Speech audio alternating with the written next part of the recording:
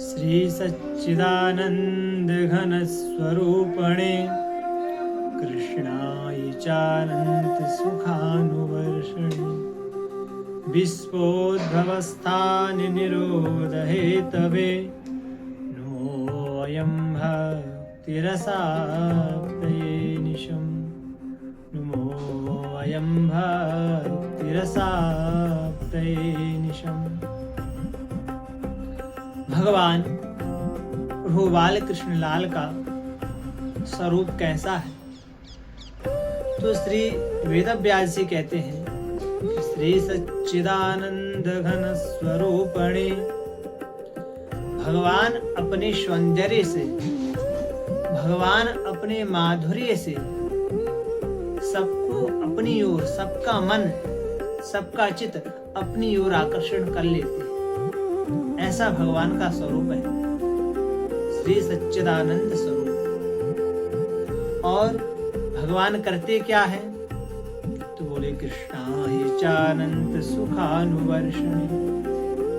भगवान अपने आर्तजनों पर, अपने चाहने वालों पर, अपने रसिक जनों पर, अपने भक्तों पर कृष्णाय चानंत सुखानुवर्षणे। भगवान अपने प्रेमी जनों पर सदा सुख की वर्षा करते हैं। और विश्वोद्भवस्थान निरोध हेतवे, जो विश्व की उत्पत्ति, पालन और संहार के संहरण करता है। माने इस दुनिया में कुछ नहीं था तो भगवान थे, हैं तो भगवान हैं, और कुछ नहीं रहेगा तब भी भगवान है। तो जो त्रिकालाबाधित सत्य है वही भगवान है। विश्व की उत्पत्ति, विश्व का पालन और विश्व का फिर संहार। और नो वयम भक्ति रसाप्तये निशम्। भक्ति रस का रसास्वादन करने के लिए हम भगवान गोविंद के पाद पद्मों में प्रणपात होते हैं। भगवान के पाद पद्मों में हम अपना आत्मसमर्पण करते हैं, उनको प्रणाम करते हैं।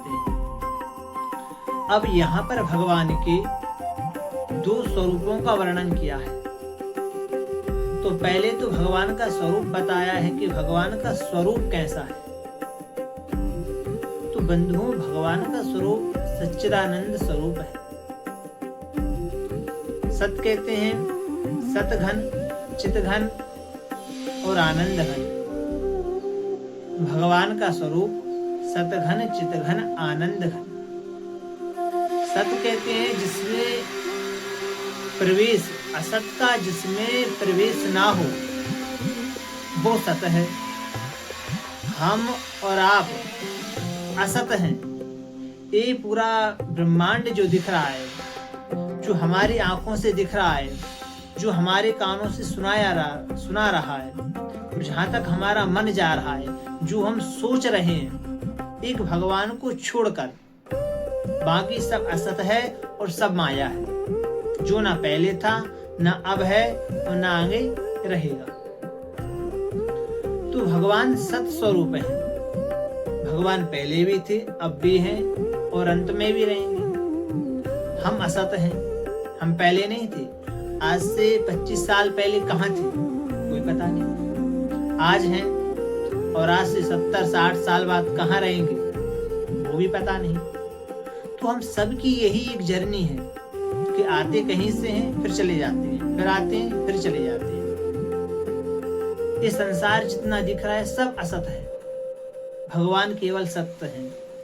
इसलिए कहा है कि सत्यम परम धीमहि। भगवान सत्य स्वरूप है। और चित कहते हैं ज्ञान को। चित माने ज्ञान। भगवान सर्वज्ञ हैं, हम अल्पज्ञ हैं। इसलिए भगवान को ज्ञान घन कहा गया है। सत माने जहाँ असत का प्रवेश ना हो वो सत। और चित माने ज्ञान। भगवान सर्वज्ञ हैं, सब कुछ जानते हैं, और हम अल्पज्ञ हैं। तो इसलिए भगवान को ज्ञान घन कहा है। आनंद घन जो आनंद सिंधु सुख राशि सी करते त्रैलोक पुष्पासी। तो भगवान ऐसे आनंद के सिंधु हैं। एक बार सृष्टि उत्पन्न का समय था कि जब सृष्टि बन रही थी तो भगवान ने खुशी बनाई, जिसको कहते हैं कि हर व्यक्ति आज खुशी के चक्कर में है। इन किन प्रकारेण जितने भी भागम भाग है, चाहे धन से, चाहे दौलत से, चाहे पद से, चाहे प्रतिष्ठा से, चाहे ऐश्वर्य से, वो सब इसी के लिए है, जितनी भी मारामारी है कि हम सुखी हो जाएं और हम सदा खुश रहें, हम सदा प्रसन्न रहें। पर ऐसा नहीं होता है। तो भगवान ने खुशी बनाई, माने आनंद, प्रसन्नता बनाई। तो भगवान ने सोचा कि इस प्रसन्नता को, इस आनंद को मैं कहाँ रखूं? बोले समुद्र में। तो लक्ष्मी जी ने कहा कि प्रभु समुद्र में भी आज का मनुष्य तो देख ही रहे, समुद्र में भी ढूंढ लेगा। बोले अंतरिक्ष में। बोले आज तो मंगल और सूर्यों में बास करने की, प्लॉट काटने की बात चल रही है, तो वहां पे भी व्यक्ति ढूंढ लेगा। बोले रेगिस्तान में। बोले वहां पर भी अब सुरक्षित नहीं है। तो बोले इस प्रसन्नता को, इस आनंद को हम कहाँ छिपाएं जो मनुष्य ढूंढ ना पाए? तो भगवान ने वो आनंद भगवान के चरणों के नीचे ही छिपा लिया। तो जब तक व्यक्ति भगवान के चरणों में अपना आत्मसमर्पण नहीं करेगा, अपने आप को प्रणपात नहीं करेगा, तब तक उसको वो आनंद, वो खुशी, वो प्रसन्नता, वो सहज सुख की प्राप्ति नहीं होगी, मिलेगा ही नहीं। तो भगवान ने वो आनंद जो छिपाया, भगवान तो आनंद के स्वरूप ही है। भगवान ने जो प्रसन्नता, जो खुशी छिपाई, वो अपने चरणों के नीचे छिपा ली, दबा दी। तो जब तक व्यक्ति भगवान का सानिध्य प्राप्त नहीं करेगा, पुकारेगा नहीं आर्त होकर, तब तक उसको आनंद की, वो खुशी की, वो सुख की प्राप्ति नहीं हो सकती। जो खुशी होना चाहते हैं उनको भगवान से जुड़ना पड़ेगा। जीव जब भगवान से जुड़ता है तो सहज सुख की अनुभूति होती है, सहज सुख की प्राप्ति होती है। चाह गही चिंता गही, मनुआ वे परवाह, जाको पछू न चाहिए सोही सहनसा। एक सहनसा दूसरे देश को जीतने के लिए जा रहा था और एक अलमस्त संत भगवान के ध्यान में बीच रास्ते में आराम से लेटे हुए थे। सैनिकों ने कहा कि साधु थोड़ा साइड हो जाइए, राजा की, महाराज की सेना आ रही है। तो बोले कौन सहनसा, कौन राजा? तो सैनिक ने बताया कि फलाने फलाने देश के राजा हैं। और बोले कहाँ जा रहे हैं? बोले दूसरे देश को जा रहे हैं। अच्छा। तो संत ने बोला कि अपने राजा से जाके कहो कि रास्ते में सहनसा लेटी हुई है।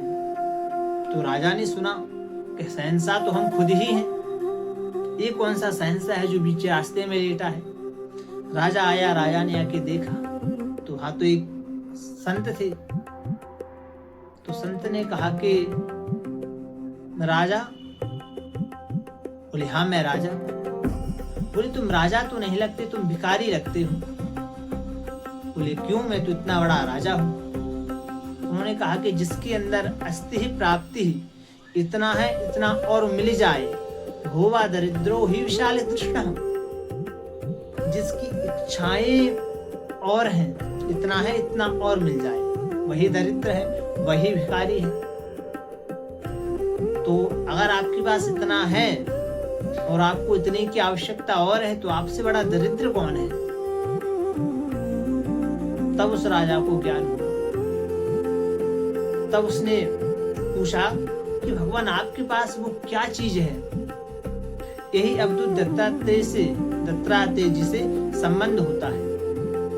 यही संवाद चलता है कि आपके पास वो कौन सी सुख की प्राप्ति आपने कर ली जो बीच जंगलों पर भी आप इतने हृष्ट पुष्ट और स्वस्थ चित्त में प्रसन्न हैं, और हम राजमहल में रहकर भी सब सुविधाओं का उपभोग कर कर भी इतने स्वस्थ नहीं है। आपने ऐसा क्या प्राप्त कर लिया अपने जीवन में?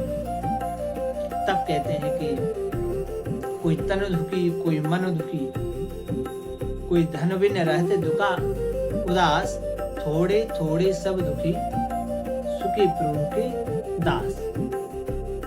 तो भगवान के दास ही सुखी हैं, क्योंकि किसी चीज के आने की इच्छा नहीं है, प्रसन्नता नहीं है, और किसी चीज की जाने की, बिछड़ने की कोई दुख नहीं है। तो जिसको ना आने की इच्छा है कि कोई मिल जाए, और ना किसी को जाने की टेंशन है कि कुछ निकल जाएगा, कुछ चला जाएगा, कुछ छूट जाएगा, दोनों चीजों से मुक्त है। आ जाए तो राम की इच्छा, चला जाए तो राम की इच्छा। कहते हैं जिसके पास पाने के लिए कुछ, खोने के लिए कुछ नहीं होता, उसके लिए पाने के लिए बहुत कुछ होता है। तो यही संतों के जीवन में होता है कि खोना क्या है? कुछ नहीं, पाने के लिए पूरी दुनिया पड़ी हुई है। तो जिसके पास खोने के लिए कुछ नहीं होता है ना, उसके पास पाने के लिए बहुत कुछ होता है। तो भगवान का स्वरूप एक स्वरूप लक्षण है,